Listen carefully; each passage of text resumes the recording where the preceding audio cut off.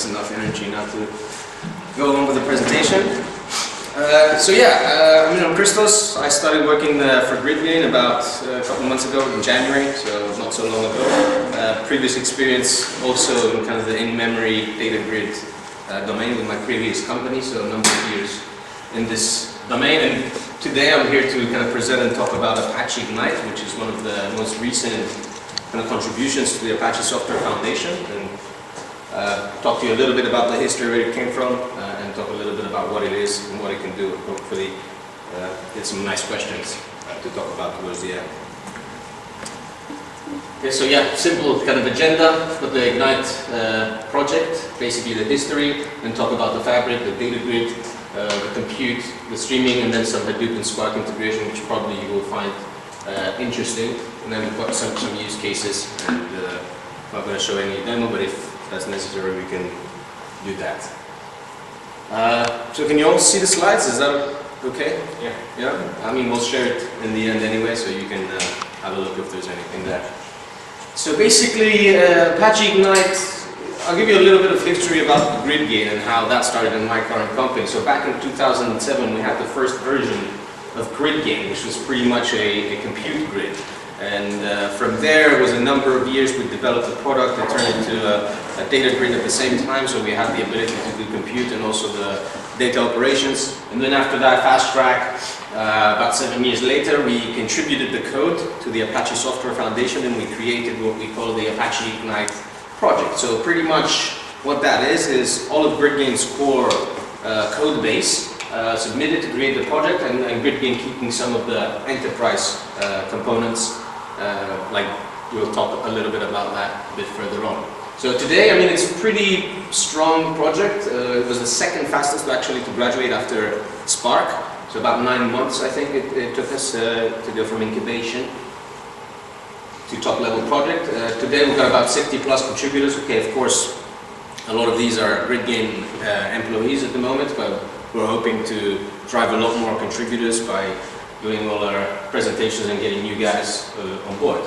So there's a huge kind of development momentum. There's patches being rolled out on a weekly basis, especially on the GridGain side. A lot of these are committed to the Ignite source code, and basically a very mature code base, hence why we kind of graduated very fast out of incubation. So pretty good source code so far. I mean, you can check out the stats, the up-to-date statistics on OpenHub. That's where I took the stats that we got here, so you can check it out yourself.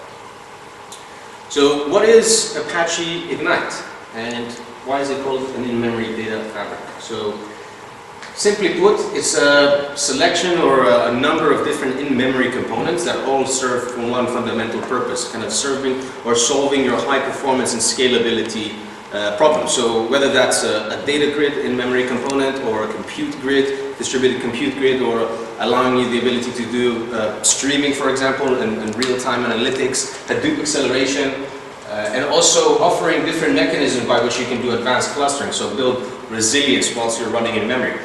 And we'll talk a little bit about that in the next couple of slides, and also support different messaging API, which you can send messages between the different nodes. Also an events API, we can intercept different messages coming in, execute different codes, and of course simple distributed kind of data structures that we can do.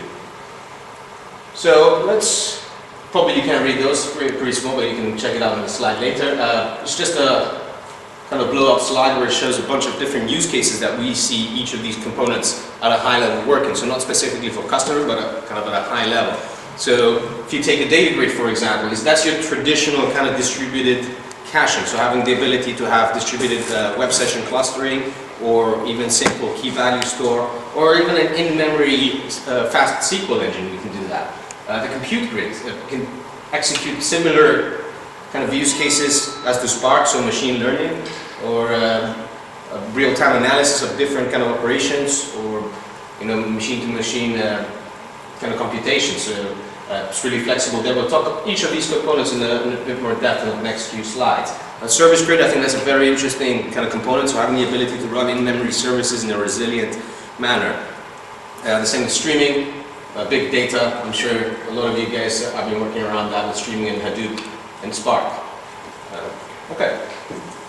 So a couple of customer use cases that we see at the moment from our experience in terms of GridGain. There's a lot of automated trading systems, so having the ability to execute trades or reconciliation services near real time. For example, fraud detection is a very common use case again that we see, or even online gaming. For example, Sony is one of our popular users where they use Ignite to power their leaderboards and having the ability to select in real time and configure that in real time. So the same thing, big data analytics is another one that we see. Internet of Things is another one that's really coming up that we see quite often now. And one of the customers that we work is kind of smart metering, where you can collect all the information from different kind of devices and then push them into GridGain and execute operations.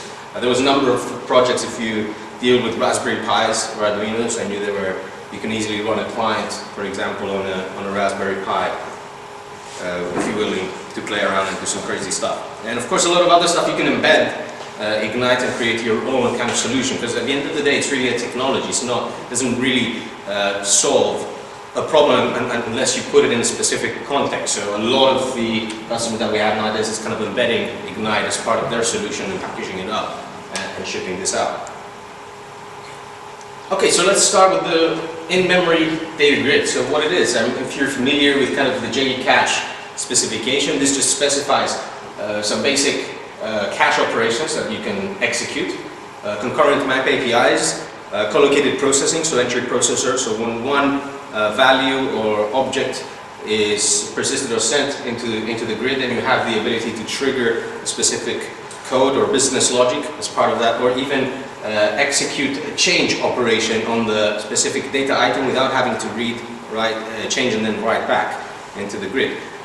And of course, beyond the kind of basic cache operations or the basic JCache specification, what Ignite brings to the table is really a distributed way where you can have your data set, a resilient way, a fault-tolerant way where you can have your data and guarantee its resilience and its consistency across quite significant clusters.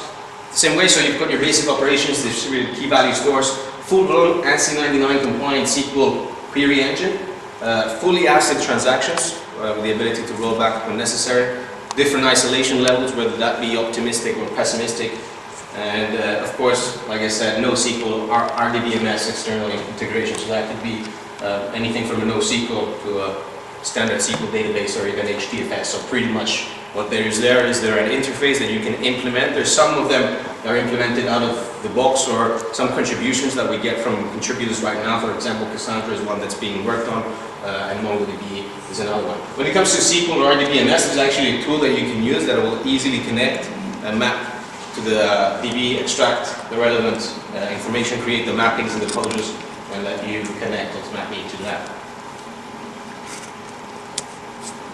So let's talk about a bit about the resilience. So how do we actually store stuff in memory? How do we partition our data? And how do we provide actually this resilience? So if I start simply with a traditional, let's say we have one big data set, I need to split that up in 4 partitions, as the example here on the right. So I'll talk a little bit about partition cache first.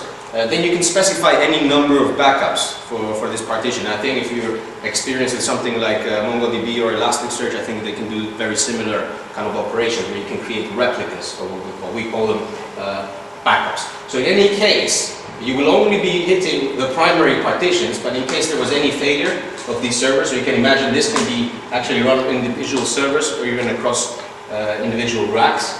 And then if you take any one of these out, you can see you still have all the data set remaining on all the other servers. Now, in this way, if I have one backup, I can only have one server being killed, or 2 actually, in that scenario. But if you want to have even more resilience, then you can run with any number of backups for your primary. So you can, up to a fully replicated cache, for example, where every single node has a copy of all the data. And now, of course, what's interesting here, you don't have to pick one or the other. You will actually pick a mixture of the 2.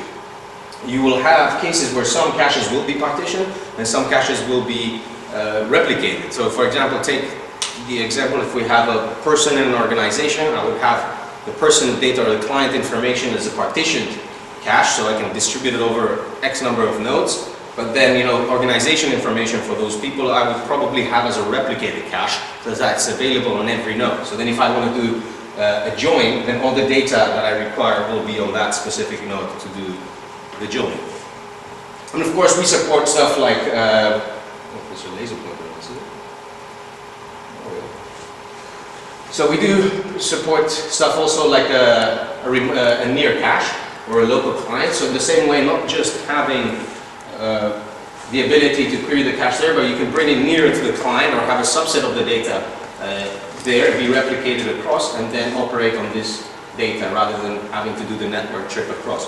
And we'll take care of any changes that need to be replicated across to that remote client that is running the near cache. So again, so you can see quite clearly how you can develop and create any number of any specific topology for your specific use case and build in resilience as you like. Now another interesting thing, if we go back to the previous slide, not only you can be resilient while you're running in memory, but remember if you have the external persistency store, you can always be resilient while you're in memory, but even if that all fails, you would still have your data persistent here. So then you would do a restart on the grid and then reload all the data back into the grid and off you go. And of course there's different other mechanisms where you can store even the data not into external persistency but on the local node. But that's some stuff that comes perhaps with the enterprise version. Yeah. So yeah, we just touched on this point. When you actually connect with an external persistency layer, what you can actually do in terms of key value store is actually have a read or write through cache. So we make a request. If we don't find it in the cache, then we do a read through to try and fetch it from the database. Then we'll warm it up. So any consecutive calls will always hit the piece of information that is now in the grid, so in memory. And then you can configure eviction policies. So how do I decide which data resides in memory and what do I push out? Of course, it's always you're going to have a snapshot of all the data in your persistency layer, external persistency layer. But here you would select a subset of your hot data that you would keep in there to query fast. And of course you can do operations like a write behind. So not only read or write through, we have the ability to write it in memory and then expect Ignite to asynchronously take care of that being written to the persistency layer, your external database. Of course you can do this in a full sync mode where you would expect confirmation to come back as soon as it's all replicated. Or you can wait, like I said, and do a write behind and just write it to the grid and let Ignite take care of the next steps after that. Okay, so I think we talked a little bit about, one thing I missed here that is important. So here, for example, this also facilitates horizontal scalability in real time. So here I have 4 nodes, for example. If I added a 5th one, I do not need to restart my grid. There's actually dynamic rebalancing that will happen in the background. What will happen is the new node will come in. Some of the primaries will relinquish some of the keys, push to the new node. Also some of the backups will also be there to be replicated. And then what you will have now a 5-node cluster, for example. In the same way, you can remove a node from the cluster and elastically scale up or down. And again, you can choose to decide the consistency model that you are, the approach that you're using at the time. So you can have a fully sync mode where you're waiting for everything to rebalance before you're accepting any operation. So you have a blocking factor onto the grid, so no operations will be accepted until their rebalancing is complete. You can wait, for example, for just the primaries to sync up with the new one, not the backups. Or you can wait, like I said, for a full sync for this to happen, or no sync, if that's the case, so you don't care. If the rebalancing is happening in the background, you take the risk and you see what happens.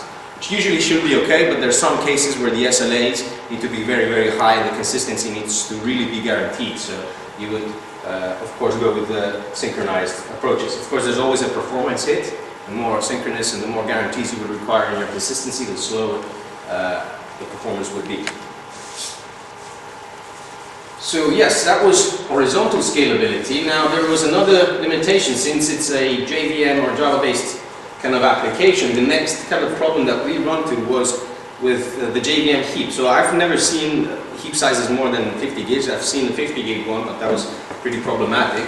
One time I worked with that. So we tried, and I think there's a number of different products now trying to do this with off-heap storage. So it's not about pushing it into an external kind of database or persistency layer. It's actually still keeping it in memory, but managing the bytes or the blocks by yourself. So Ignite will take care of the allocation and the memory outside the JVM. Of course, there's a slight performance hit. It's negligible, insignificant in our perspective, and it's really worth what you really gain. Like, for example, garbage collection pauses. So that's very common. When you have a lot of objects, you're going to have a lot of spikes when it comes to the garbage collection. And simply what this allows you is to have full RAM utilization in any machine. So then when you have 50 nodes for one beefy server, you can have 4 nodes, for example, and do much better utilization of your machine.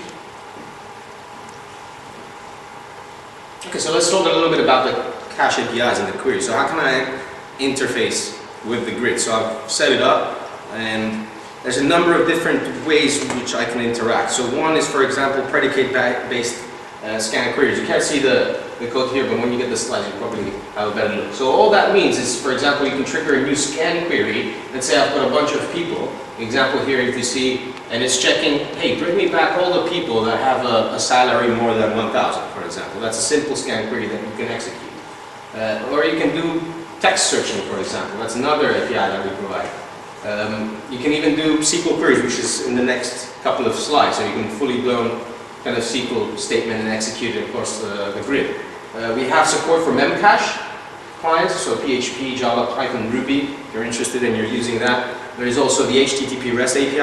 I would recommend it's more for kind of basic use cases, not really the most efficient way. All we're doing is we're exposing a lightweight Jetty container, which hosts the REST API, which you can interface with the grid. It's pretty helpful when you're starting up and you're bootstrapping a new Ignite cluster, for example, if you really want to just test the basic operations and see how it works. Or if it's a simple web project, for example, very small cluster, and you deem that that's the best way, you might want to interact with the grid. Another one, JDBC, pretty common, you know, it just provides you the way you can connect to standard database. It's puts gets, it's just a very simple kind of and standard API. So SQL support, fully ANSI 99 compliant. I don't know of any other products out there that are actually in-memory data grids and kind of support that, because you got to remember we're always storing the data as objects, so we're really an object store. So having to support a full-blown SQL capabilities is pretty hard. So pretty cool feature to have in our opinion. You always get kind of support for aggregation, so whatever you could do, like for example group by, filtering or sorting, aggregations, all supported out of the box. And you can see when you have a look here, this is a simple kind of select statement. So I want to bring back all specific persons working for this organization. So quickly I'm doing a join, and I'm also executing an aggregation function on top of that. So I get my results set back, and then I can iterate through that using my cursor, and off I go, I've got my results. And the way we actually do that, we didn't reinvent our own kind of SQL capability. We're actually using a local H2 engine, which is a very well known kind of SQL engine. So we're using that at an individual node level, where we're parsing our SQL statements and we're making the decisions and validating at that given point in time. Transactions. So, I mean, a lot of our customers, or a lot of the history, I think, of Ignite and GridGain has come from kind of financial services. They're kind of the first kind of the leaders when it comes to in-memory computing, and first kind of inceptors and drivers. So having full-blown support or fully ACID transactions has been very, very important to our success in winning new business. Because it's really important to be able to put something in the cache and revert back if something has happened or something has changed. Now, what we can do with Ignite is support optimistic or pessimistic transactions. What that actually means, so a pessimistic transaction will obtain the lock when you do the get, or when you connect to a specific key, so it obtains the lock there. But the difference with optimistic, it'll try to obtain the lock on the commit. So it's optimistic transactions can help, reduce some load on your servers, because they're not obtaining the lock and they're not allowing other clients to kind of hit those keys at the same time. But it can be that if you have a very highly concurrent environment, you're going to have a lot of failed transactions because no one will then get a chance to actually do that, because one will be actually trying to obtain a lock, but some other transaction is actually changing that at the same time, so you could get in a scenario where actually using pessimistic transactions makes sense.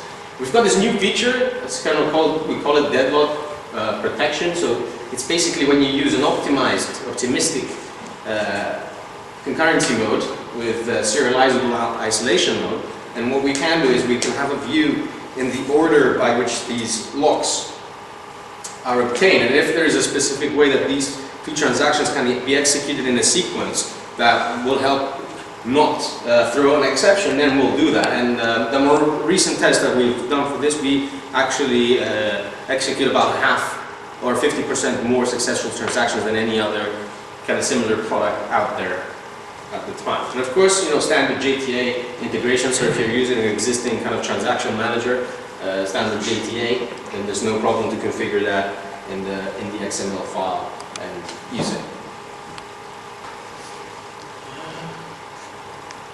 Okay, I'll skip the use case, maybe we can grab that in the end. So continuous queries. Pretty interesting stuff, and this is one of the most recent kind of updates that we did. So when we started, in essence, what we mean by continuous queries is having the ability to start with an initial query, if necessary. If not, you can just start with the whole data set, and then create what we call a remote filter to evaluate a specific event. So you can check, for example, the keys that are coming in, or a change to a specific data set. So let's say I have a bunch of different objects, and I am checking, I have a remote filter on a specific field. When that remote filter gets triggered, it will actually trigger the local listener to evaluate and execute a specific operation. So for example, I could be checking for new payments coming in with the status new, and then trigger a local listener to do that. Now what we've added in the last captures that we released outside, so in this case, this was all synchronous. So when you were triggering the listener, it was a bit dangerous to actually do blocking operations into the grid. So as part of your triggering the listener, doing other write operations. Because now what would happen is, if you had another continuous query listening to that, you can actually get into a deadlock problem where one is going to be blocking the other and then you're stuck. So what we've done with that is we've actually done an async continuous query support, which basically allows you to set up your remote listeners and your filters, but also delegate a thread pool or a number of threads that will be taken care of as part of the listener. So let's say I can configure 256 threads. This is a separate thread pool to the internal of Ignite, and any kind of operation that will come in will either be executed by those 256 threads, or if not, it will be queued until one of those finish, and then one local listener can take over. So yeah, pretty cool stuff. What's actually very interesting, I don't have the slide here, it's in my other slide deck, is you can create actual chains or event-driven kind of architecture. So remember, if you can be checking for a specific object or a specific state of an object, and then trigger a specific listener and then actually change that state and write it. So what you can do is imagine this having 3 continuous queries listening on the same object with different status fields. So the first one will pick new payment requests. It'll do a verification and then write it back into the cache with a new status field that says, checked or verified. Then you have another continuous query that's listening for verified payment requests that then does some validation logic. So in this way, you can actually create a chain of these events being executed. So you can transition from a new payment and then transform this object through a number of states, and then eventually, push it to your downstream systems. That's what you're looking to do. Yeah, and I think at a much lower level, so those are the features that are high level, but you can always use what we call distributed Java structure. So we've got, the cache is one, the map is what we're using as a cache, so all the server nodes have that in any case. Distributed set or queue is actually quite important. We see quite a lot of use when it comes to that. So distributed queue means if I've got any number of nodes, then I have an actual distributed resilient queue with its backup at the same time, with a guaranteed delivery of those messages, or blocking DQ. So that means, or you can always have a local queue if that's necessary for the local node level. And of course, stuff like countdown latch So you can have any number of servers, and then they are picking exactly the same field, and then when that reaches to 0, you can trigger a specific operation. Atomics, again, that's another one, so you can write, read, and regardless of which server or node is actually accessing that, they're accessing exactly the same field. And of course, the distributed executive service, which we'll see a little bit more detail when we look at the compute side of things.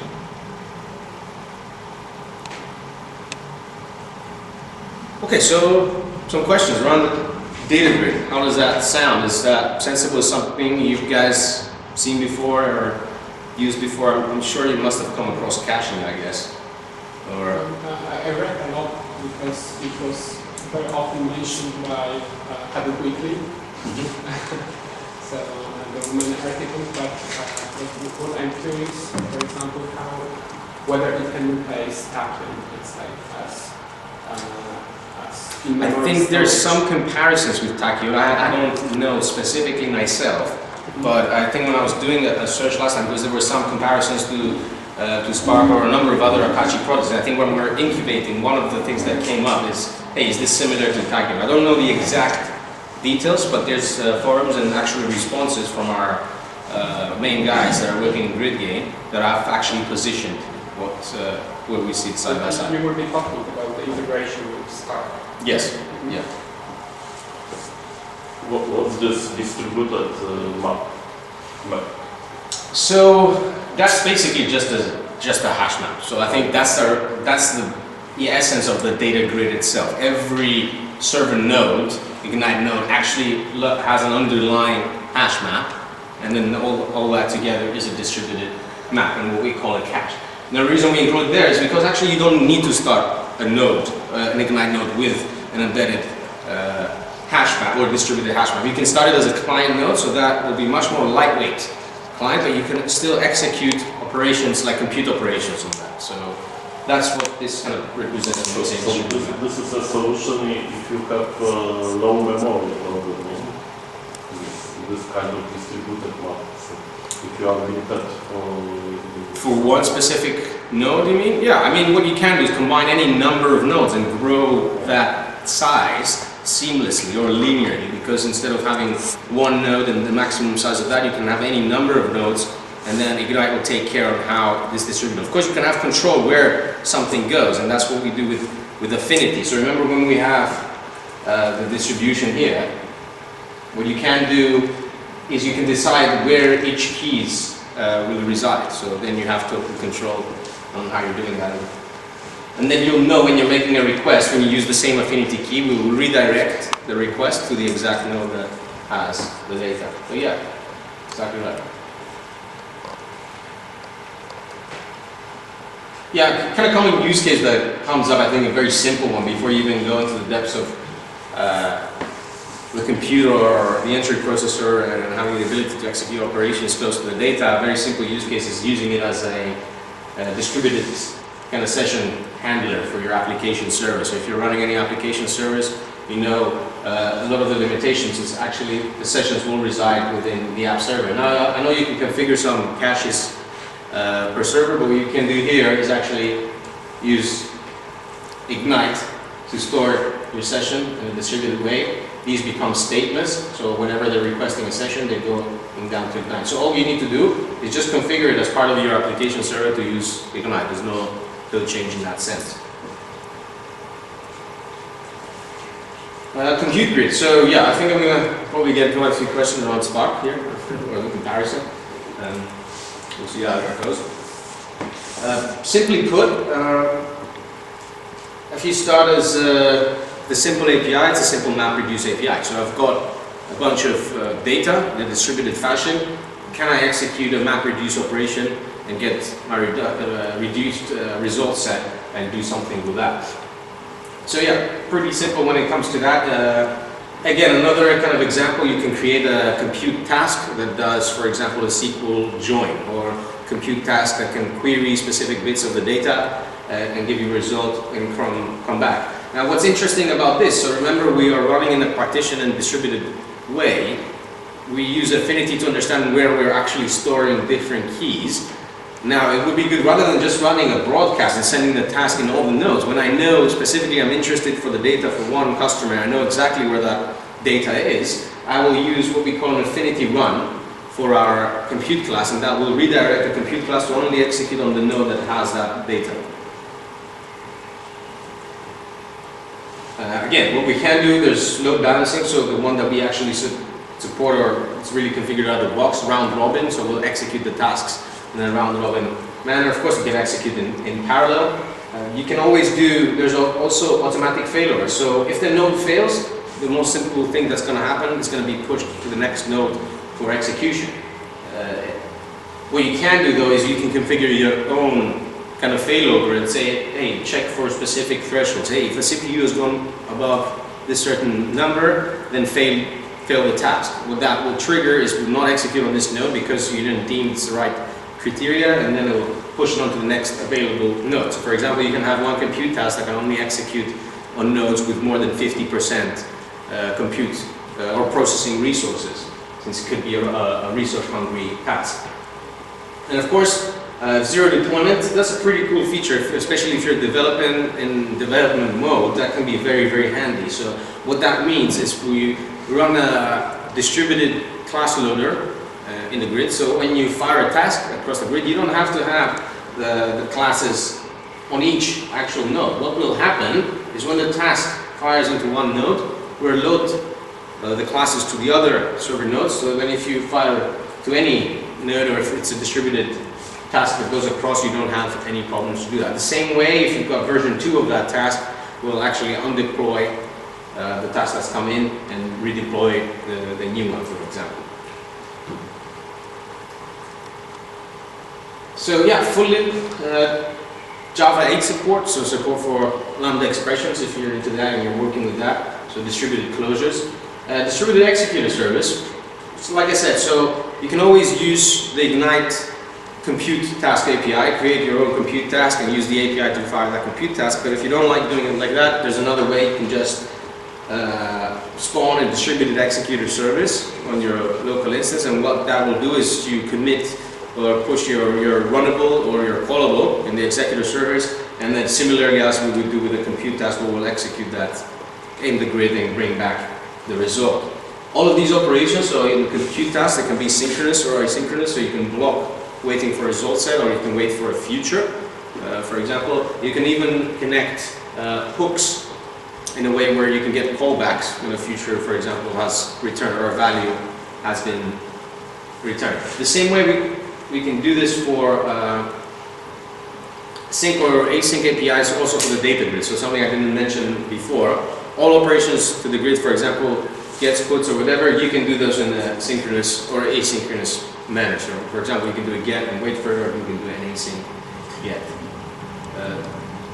If you don't work with, for example, zero deployment, and you want to manually control the classes or the tasks that are being deployed, then what you can do, you can either have full support where you provide those classes under the class path, under the lib directory of your Ignite binary, or what you can do is use task deployment. So what we call a GAR file. So pretty much all it is just a zip or a compressed kind of file with some context in there that allows, and a bunch of classes that you need to deploy. And then there's an API that you can call past the GAR file, and then that will deploy it. So what that will allow you is if you have, for example, two systems.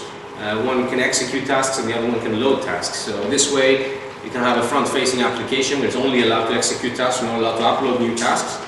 And then you can have an admin or another system that you have more control uploading those tasks. And what will happen, the front kind of client or will be able to execute those tasks based on their names. As they're put into the grid, then you know I've got task A committed as a GAR file from my other system. I can now call this task whatever it actually does. Yeah, simple use case. I mean, this is what we've seen, I guess, just as a quick explanation. It's pretty much looking at Internet of Things. So there's one of our customers in the US, they've got a bunch of smart metering tools, and they're using our compute grid and GridGain pretty much to actually pull data from those sensors, push it into their Ignite cluster, and be able to query and do really interesting stuff on that data that they couldn't do before. So again, a lot of the cases where we're actually winning business, and what's very important I think with Ignite is pretty much two things at this point in time: are very strong SQL capabilities, and also the transactions, very strong kind of ability there. So service grid, this is quite an interesting one. I'm not sure a lot of people might be aware, but this is the ability, I'm sure you're all kind of familiar with service-based architecture, where you can create an interface, client can have this interface, the server has the implementation, you make a call. Now what you can do is you can actually host these services in an Ignite cluster, and what you can do is you can have a cluster singleton. So a single instance of this service will live only in the cluster, so not, whereas with a node singleton you had one instance of the service running in every single node. And a key singleton will use an affinity or the key to deploy the service based on that key that you provide. When it comes to cluster singletons or node singletons, if there's a failure of the service, we'll guarantee that this will be restarted and will come back. And the same way that you can do, actually a really cool thing, remember we talked a little bit about tasks. What you can do is once you deploy your task, you can inject the reference to a service as part of a compute task using an annotation. And all you can do with that is, as part of your compute task, call a service. So once you execute the task, it's living in the grid, it's doing some operation in one of the nodes, and then when it finishes, actually a part of its code, it can call an internal service in Ignite. So I mean, again, you can create chains or service chaining here, where you can actually create a compute task that then calls a service that creates another compute task that calls another service, and you create just different kind of flows when it comes into that. So yeah, I mean, pretty important feature. A lot of times this is very useful in terms of kind of protecting your grid. So if you're building some sort of application, you could expose the API access to the grid, but usually best practice is you want to develop kind of a service layer and interface those operations to your grid rather than providing direct access. So what you do is build some application-specific services, deploy them in the grid, and then interface your client through those services rather than having access to the grid. Messaging and events. So this is a very lightweight kind of API for basic messaging, nothing really compared to the likes of Kafka or RabbitMQ. Of course, you can use it. I've seen use cases where people use it like that. If you want more kind of guaranteed messaging and more kind of resilient messaging, then we would always recommend to go with the compute task, because you can always use the compute task and the affinity to send messages between specific nodes, since you know which node resides and send that. So compute task might be more resilient and best in such situations where the messaging is important. What you can do here, though, the other part, which is slightly different, is the event. So it's quite similar to the continuous queries. So the continuous queries, we would observe any changes to specific data sets and then trigger operations. What we're doing here with the events, which actually continuous queries use under the hood, is we're intercepting any operation that's coming into the grid. So not only put, gets, or any data operations or removes, for example, but we can also listen to replication events, or you can create your own custom events. So I think we're using up to number 1,000, I think, in terms of the events. That's the internal Ignite events that are being triggered. There's a specific number that you can start putting your own events and triggering those events, and have your own kind of custom listeners that are listening to specific event types that you will define as your own event types and trigger different operations. So again, it just provides you the ability to intercept operations. That's a very common kind of approach or architecture design that we see, intercept operations and actually just coming in and doing something about that. What you can do is actually all the events that are being triggered, we actually store it locally for each node. So if you miss an event or you didn't take an action event, you can actually query that node and say, hey, what are the events that actually occurred in the last 15 minutes, for example. So streaming, sliding windows and complex event processing. So sure, you're probably familiar with that. So first thing I want to kind of talk a little bit about here is we provide Ignite streamers. So one thing is a JMS streamer. So we have the capability to integrate with a JMS queue and stream data accordingly. You can do transformations before putting it into the grid. And then what we can do is we create an event window. The way we create the event window once we're pushing data into the grid is based on eviction policy. So for example, if I want to, let's take a website, I want to understand how many clicks a specific link has been clicked over a certain period of time. Let's take 1 day. So I would register clicks coming in, write them in a specific cache with their eviction policy being 24 hours. And then what I would do is query that cache that we've created and say, hey, what are my clicks over the last 24 hours? You know, because as soon as you query that and you do a count, for example, then you know that's the number of events that happened in the last hour. Of course, you can do much more interesting queries, and you can create multiple event windows. So not only, let's say, 1 hour, if you want different durations, then you can create multiple caches. Each can have their own different event window. So yeah, you can do real-time analysis as the data is coming in and querying those data. Okay, so now we get a bit more interesting, I think, for you guys. We've got actually a separate kind of distro, and I think our distribution that we deliver, I think with Ignite, we kind of branded as a Hadoop accelerator. It's pretty much the same thing under the hood.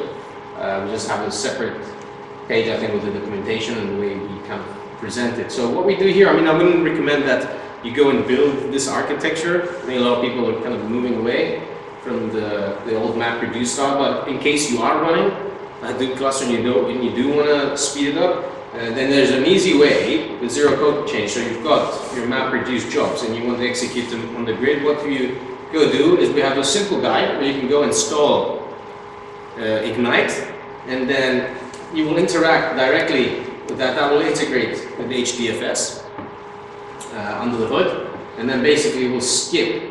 We will not use the Hadoop client or the job tracker or the name node and the task tracker. So we'll skip all that, which we know the name node can be a bit problematic, and basically execute those as compute tasks on the grid in memory, just kind of speeding up your layer. And of course, if stuff doesn't exist there, since I'll talk to you a little bit what IGFS is, it's actually an Ignite file system. So what that means is we're actually running an HDFS kind of compliant file system, but in memory. And then what we can integrate with HDFS and have read or write through with the underlying Hadoop file system, data nodes. So yeah, I mean, you can connect with any existing kind of Hadoop distribution. I don't see any limitations around that or limitations that I'm aware of. Yeah, a little bit about the Ignite file system, just touched upon it. Exactly, like I said, very easy to install, shouldn't really affect any operations that you're doing. It's HDFS compliant, Hadoop compliant, so whatever you're using there, you simply execute exactly the same operations, but you would do it in memory and much, much faster. And of course you can run it only on its own, or you can run it with a kind of a write through, read through in HDFS, if that's necessary in your way. So Spark integration, again, an interesting one. I think if you're familiar with Spark, you're probably a bit more knowledgeable than I am in this.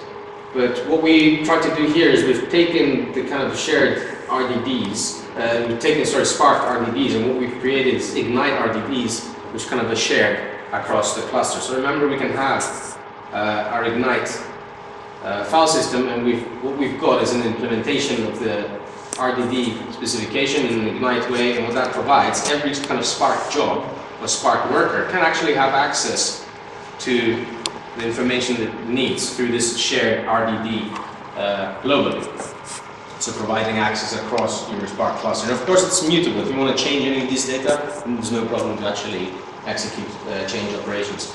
And another thing that I think that we kind of speed up, and it's kind of important, is faster SQL capability. Since we're running in memory, of course, a lot of those Spark jobs you can actually make a call to the underlying HDFS to bring some data and execute some operation. What we'll do there is, if we have that data in memory, then you can execute those SQL queries much faster.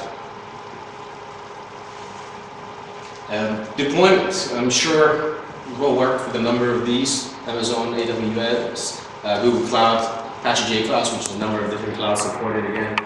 Mesos and Yarn, so you can deploy with any kind of resource management. That will actually just control the Ignite cluster and not the underlying resources for Ignite and how the computations are being managed and whatever. So it's providing you the ability to scale and have this resource management cluster as a whole. Same way with Yarn, or we even support an OSGI container if you're working with Apache Arab. Docker, yeah, again, that's another one that we provide.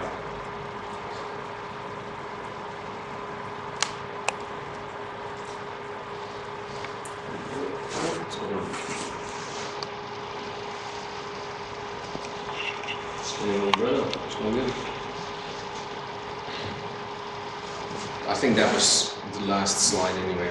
So yeah, I think any questions that I can try that in. What do you think? What you don't like? What you like? Maybe I missed the beginning of the talk, but can we use Ignite as primary storage for our data? Let's assume that all machines go down. We don't have any Cassandra nodes. Will it be data replicated on disks in case of? Yeah, exactly. So there's two ways. You mean you just want to use in memory without an external persistency? Mm-hmm. Yeah, that's cool. With basic Ignite, we don't support it in terms of disk persistency, but with the GridGain Enterprise version, it's one of the things that we've kept in the enterprise is what we call a local recoverable store. So individual nodes will keep a snapshot of that data at the local node level, and when you're restarting your grid, you can load that data from there. That's one thing that's in the enterprise version. Now, the other thing that you could do, even without a persistency, I think if you can do in-memory resilience, but then again, if your whole data center goes down, you're in a bit of trouble. Again, I think this is where the enterprise kind of comes in, where we provide data center replication. So even if you just want to run in memory, you can do the data center replication. If the whole data center goes down, you still have a snapshot. But right now, if you're running only Ignite, I think it's kind of enterprise scale problems that you wouldn't have to deal with if you're going for plain Ignite. But I think there's ways around. Like I said, I would use a local persistency. An external persistency like Cassandra or something like that, and push the data in there. If my server fails, then I know I can reload it from there. And you said that you can replace or just cache HDFS by Ignite. And what if I have secured HDFS by Kerberos, and is it possible to keep this security in Ignite, or? Yes, it's a good question. We do support that, but not as part of Ignite. Again, security. I mean, you can go build it and implement it. There's no problem. But the plugin, for example, for Kerberos or Active Directory or whatever you're going to use, again, that's something we provide with the enterprise version. But of course, you're free to go. I mean, it's all pluggable, so you can take the authentication mechanism there, plug your own. The same way that we configure our GridGain plugin, for example, for security, you can build your own if you've got your own implementation. Configure it as you start up, and then it should be just fine. No problem there. And can you talk about some use case where your client or some Ignite user has existing Hadoop infrastructure, let's say a Hadoop stack with Cloudera or Hortonworks, and use somehow Ignite to complement that infrastructure and yeah, personally for me, I mean, like I said, I've only joined kind of in January, so it's only been a couple of months. So to my experience, I haven't personally experienced, Hadoop integration with a customer. It's usually what I see right now is mostly working on pure Ignite clusters using the compute and the data grid, and that's what we would push. But I think we do have some traction. I'm hoping over the next couple of months with some of our customers, we'll get a lot more experience on that front. But in terms of production experience around it personally, not something that I'm aware of. I'm sure there's something out there for delivered. What is the size of typical deployment? Because the memory is still not that cheap, at least compared. Yeah, and hence why I think the financial services are always kind of leading in this kind of domain, because if they're gonna make money by being faster, then there's no problem. They'll spend that money. So financial services can have typically huge clusters, up to terabytes of data, in memory. But then you can get smaller businesses where they'll go up to maximum a terabyte. You know, it really depends. If you're going to put in the backups and everything, and then you want to really have DR and all that resilience, then easily you can go, for example, if you start with one primary, and then you want 2 backups for primary, you're already going 3 times as much of your RAM. And then you want DR as well, you multiply that, so you've got 6. From one primary, you've got 6 places where you're going to replicate this. You know, because you've got 4 on one side and then 4 on the other one. So it can very easily, blow out of proportion in terms of the cost. I think the intermediate point there, and we're seeing a lot of these technologies, I think where the middle ground is for businesses is with SSDs, for example. We're actually, it's part of the roadmap that we're hoping to bring in the, is actually, you know, integration with SSDs. So we had that in our previous kind of company, and that was kind of a medium point where it's not as expensive as RAM. It's not as fast as the RAM, but it's somewhere in between. And sometimes, you know, you don't need this sub-millisecond latency like the financial systems will need when it comes to trading. So you can put up with a bit more latency and use storage medium that would be much better. And in that case, if you would be using SSD, you also have the persistency. You know, so if you would restart, you would always have your data. But I'll keep you posted. Yeah, we'll see what's happening with that as part of the roadmap right now. Yeah, this might be the case when you do this batch processing with MapReduce high Spark.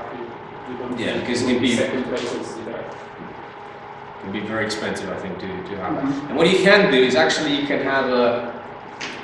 So what is the most typical use case? Like assuming that the memory costs more. What is the most important reason why, the most important use case?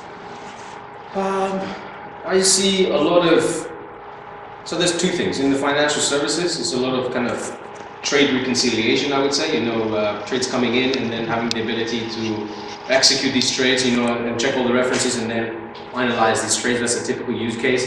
Fraud detection, I see a lot in the financial services again, you know, being able, when you're making a transaction, to very fast look up and check if that's happening. Transactions, like I said, is a very popular one where you want to execute operations very fast, but in a transactional way, especially with banking, you know, when you want to make a transfer from an account, you need something fast in memory. So that's what these guys, the financial services guys, are thinking about. Then if you look at more kind of in e-commerce, we see more kind of real-time pricing as a popular use case where they might be scanning the web for other competitors and understand, you know, in real time, hey, this guy's got, you know, 5 quid for Coca-Cola, I need to match that pricing, and then automatically change their pricing in real time. So that's another popular use case. Web session clustering is one of the simplest ones that we see that, you know, requires the least kind of support. You can run a lightweight Ignite cluster and just use it. If you already got your web layer and you want to kind of scale that up and add a bit of resilience, that's another common use case, a very simple one with not a lot of knowledge or code that you require in that stage. What else could be? Online betting. Yeah, online betting. I mean, we've got that as well. That's definitely very interesting. Those guys are again, you know, I used to work for one of the big online games back a number of years, and they were one of the first users again with financial services using in-memory caching again for, you know, real-time betting, real-time kind of pricing against for the betting and all that stuff. So those are quite popular again.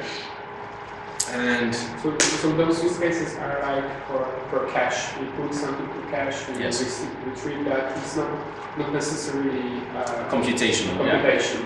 Yeah. For computations, what I know is we've got, so the financial services, they would use computations as part of their functions, I would say, trade reconciliation and stuff like that. That's all going to be compute. Yes, there's data and there's lookup functions and stuff, but a lot of compute is being used there. Or another one like portfolio evaluations, where you need to run a lot of evaluations on a number of portfolios of a number of different customers and clients, and run it towards the end of the day and then provide that information. That's another common one. Or I don't think we get the same, I think this is where there's a differentiation between Spark. I think Spark is slightly used in a different way. Like, I don't see a lot of use cases in terms of machine learning. I think Spark is very popular in terms of that. We don't see a lot of that. We see a lot of kind of computational analysis. I know one customer around, for example, drugs analysis. So they have different models that they want to run in memory and come to a conclusion for a number of different drugs that can now be tested into the so continuous computation, if you want to think about it. But I think it's not. I think Spark is kind of used slightly differently in these cases rather than a compute. If you're willing to compare that, I think what Ignite brings to the table is the combination of the data grid and the compute, and I think can be a strong point.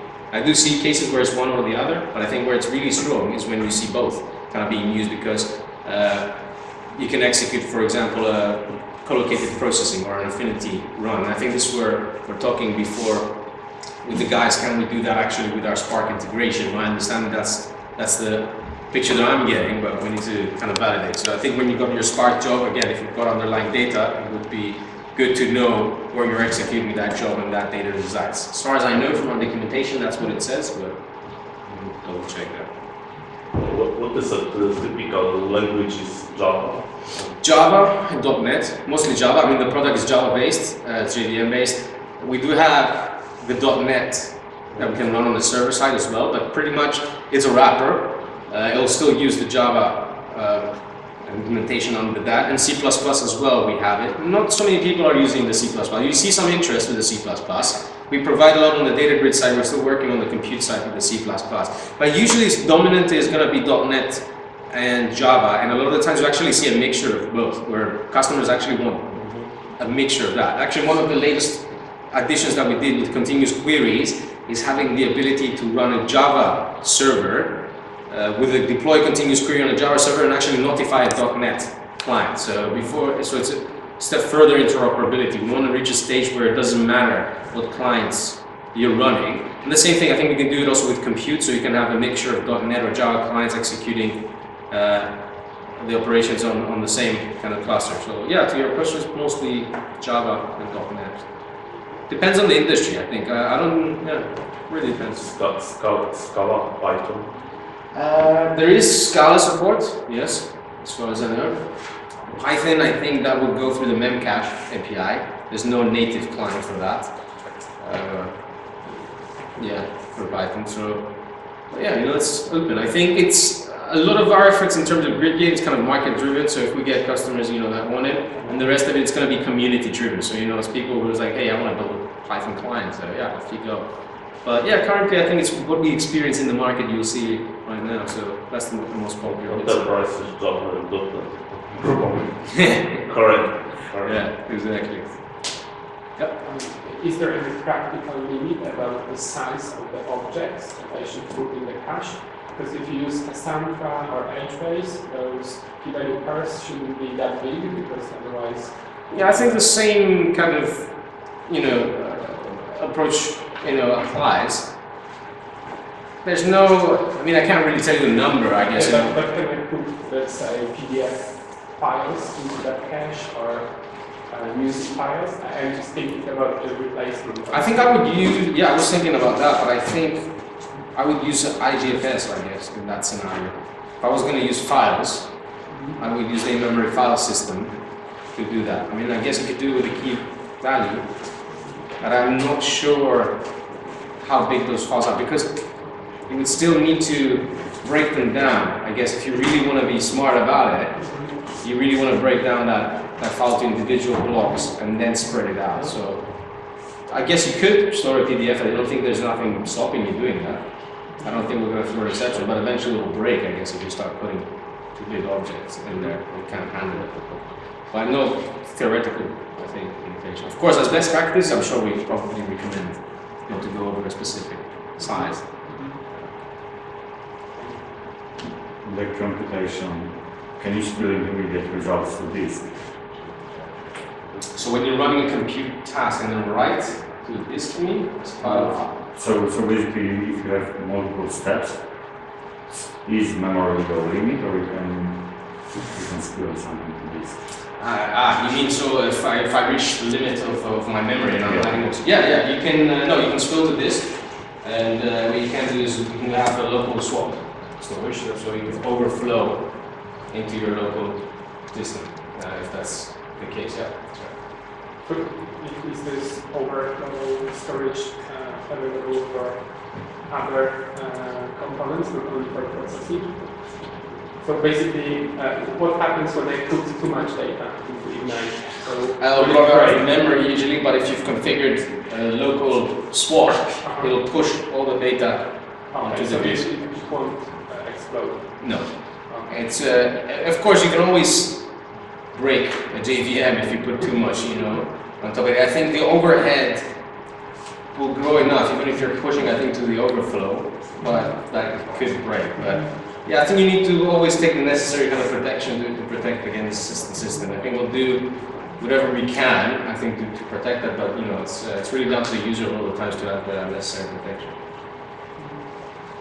You can also have configuration settings like whether it is serialized or deserialized objects in memory. Yes, so again, pluggable. So what we've got the standard serialization that you would implement externalizable, for example, and you know how to deserialize and serialize. And now we've got a binary marshaller, for example, that serializes and deserializes in binary and stores it in binary format on the server, so you don't need the classes on the server side. And of course, you're free to use your own serialization library, if you will. You just plug it in, and then that's it. It should be straightforward.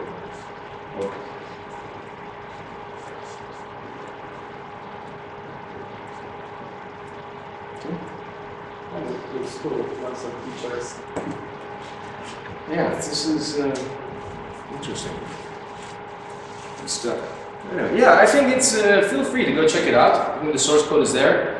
Best way to experience, actually, when you check out the source code, there's an examples module.